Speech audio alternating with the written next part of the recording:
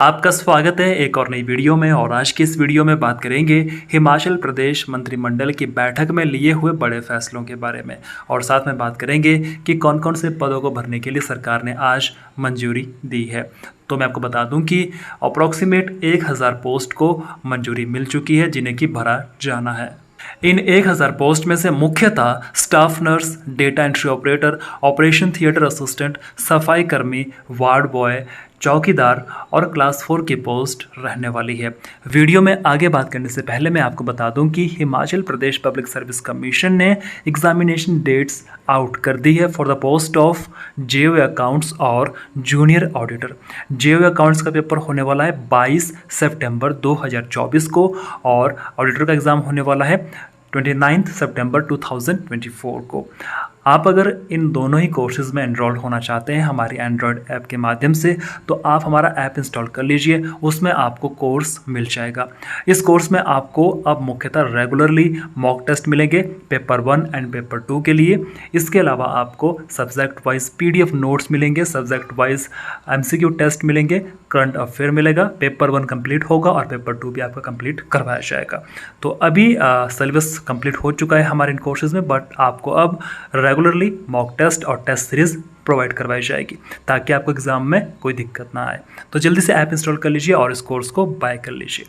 इसके अलावा आप हमारी ऐप के माध्यम से और भी कोर्सेज बाय कर सकते हैं like as patwari, allied, SD police constable, JOIT।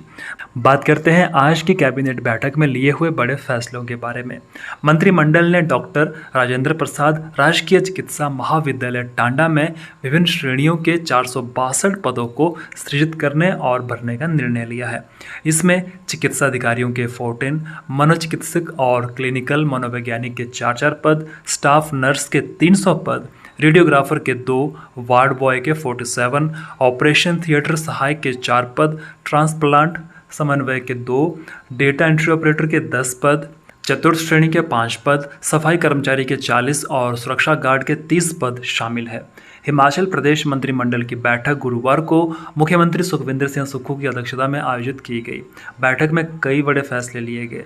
करीब 5 घंटे बैठक चली और इसमें 36 एजेंडों पर विस्तृत चर्चा की गई। इसके अलावा IGMC शिमला और अटल सुपर स्पेशलिटी आयुर्विज्ञान संस्थान चमियाना में विभिन्न श्रेणियों के 489 पोस्ट सृजित करने और उनको भरने का निर्णय सरकार ने आज लिया है। इसमें IGMC शिमला में विशेषज्ञ चिकित्सा अधिकारियों के 21 पद और चमियाना में सुपर स्पेशलिटी चिकित्सा अधिकारियों के 7 पद। इसके अलावा स्टाफ नर्स के 400 पद, ऑपरेशन थिएटर सहायकों के 43, नर्सिंग अर्धलिक कम ड्रेसर के 11, आहार विशेषज्ञों के 2, फिजियोथेरेपिस्ट का 1 और डेटा एंट्री ऑपरेटर के 4 पद शामिल है। बात करते हैं एक और अन्य महत्वपूर्ण फैसले की।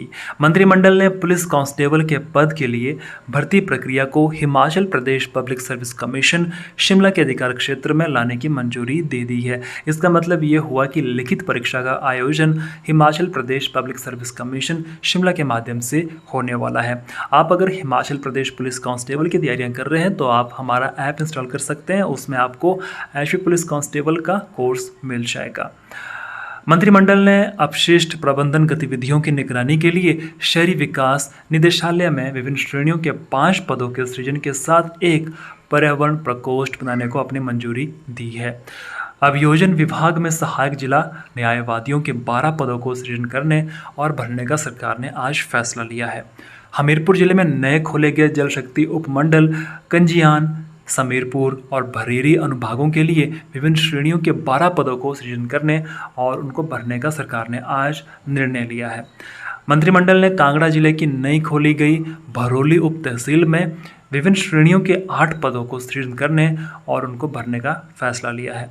बैठक में वन विभाग में सहायक वन अरण्यपाल के 5 पदों को भरने का सरकार ने आज निर्णय लिया है।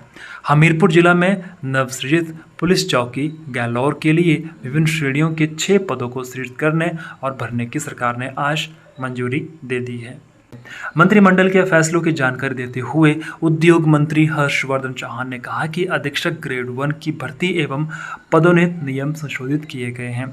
मंत्रिमंडल ने राज्य में निजी ऑपरेटरों को 168 मार्गों के पुनः आवंटन के लिए राज्य परिवहन नीति 2014 के अंतर्गत 60:40 की शर्त में ढील देने को अपनी सहमति प्रदान की है। मंत्रिमंडल ने फैसला लिया है कि ग्रामीण क्षेत्रों में पानी के कनेक्शन पर आयकर देने वालों पर फिर से शुल्क लगाया जाएगा। 50,000 से कम आय वालों को इसमें छूट होगी। मंत्रिमंडल ने हिमाचल प्रदेश लघु खनिज तथा खनिज नियम 2015 में संशोधन करने का निर्णय लिया है। एक अन्य फैसले में नए प्रावधानों के अंतर्गत राज्य में खनन के लिए उपलब्ध उपयुक्त निजी भूमि को भूमि मालिकों की सहमति से खनिजों के निष्कर्षण के लिए नीलामी में रखा जा सकेगा, जिसके लिए वार्षिक बोली राशि का 80% भूमि मालिकों को दिया जाएगा। साथ ही व्यवस्थित, वैज्ञानिक, टिकाऊ खनन को बढ़ावा देने और खनिजों की बढ़ती मांग को पूरा करने के लिए नदी तल में खनिज उत्खनन के लिए मशीनरी के उपयोग की अनुमति दी गई है। नदी तल में खनन की गहराई मौजूदा 1 मीटर से बढ़ाकर 2 मीटर कर दी गई है। हर मानसून के मौसम के बाद कृषि क्षेत्र से 2 मीटर गहराई तक रेत और बजरी निकालने की अनुमति देने का प्रावधान किया गया है और इसे गैर खनन गतिविधि माना जाएगा। इसके अलावा नए संशोधनों में इलेक्ट्रिक वाहन शुल्क के रूप में 5 रुपये प्रति टन, ऑनलाइन शुल्क के रूप में 5 रुपये प्रति टन और दूध उपकर के रूप में 2 रुपये प्रति टन वसूलने की अनुमति दी गई है। गैर खनन गतिविधियों के कारण उत्पन्न सामग्री के उपयोग के लिए रॉयल्टी के 75% के बराबर प्रसंस्करण शुल्क सरकार को देय होगा। इसके अलावा एक अन्य फैसले में राज्य में प्राकृतिक खेती को बढ़ावा देने के लिए मंत्रिमंडल ने रसायन मुक्त उपज के उत्पादन और प्रमाणीकरण के लिए क्लस्टर आधारित दृष्टिकोण का उपयोग करते हुए हिम उन्नति योजना को लागू करने का निर्णय लिया और इसका लक्ष्य लगभग 50,000 किसानों को शामिल करते हुए 2,600 कृषि समूह स्थापित करना है। इस योजना के तहत कृषक समुदाय के अर्थव्यवस्था को मजबूत करने के लिए आवश्यक क्षमता निर्माण, प्रशिक्षण और वित्तीय सहायता प्रदान की जाएगी। इसके अतिरिक्त इसमें प्राकृतिक खेती से प्राप्त गेहूं को 40 रुपये प्रति किलोग्राम और मक्का को 30 रुपये प्रति किलोग्राम की दर से खरीदने की योजना है।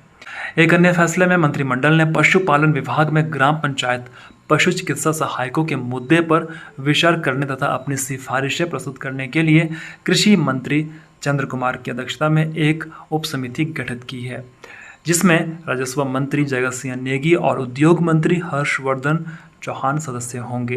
बैठक में निर्णय लिया गया कि HRTC बसों में रियायती यात्रा सुविधा का लाभ उठाने वाले सभी पुलिसकर्मियों, जेल अधिकारियों, हिमाचल प्रदेश सचिवालय सुरक्षा सेवा के कर्मचारियों को वास्तविक आधार पर उनकी आधिकारिक यात्रा की प्रतिपूर्ति मिलेगी।